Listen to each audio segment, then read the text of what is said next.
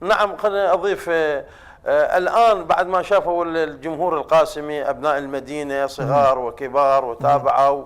تدري أنت هسه الصغير والكبير في قضاء القاسم نعم. يتابع مباراة ومجدود لهذه النتائج الطيبة.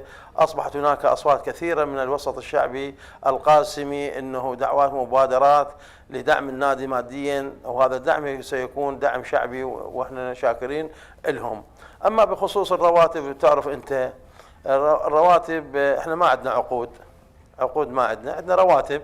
اكو من عندهم لاعبين طبعا يشمل كله، حتى اجور النقل واجور الاطعام وكل الاجور الاخرى.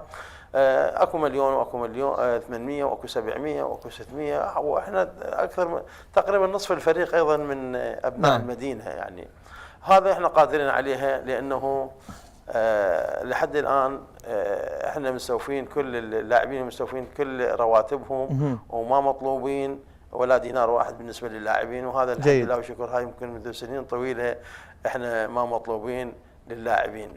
جيد جدا. بفعل التخطيط الجيد اللي خططناه، لأنه احنا ليس بس انجازنا انه نادي القاسم صعد للدوري الممتاز، ايضا عندنا انجاز كهيئة إدارية، مشاريع استثمارية بداخل النادي. زائد احنا سوينا ملعب داخل أرضية النادي، ملعب كبير.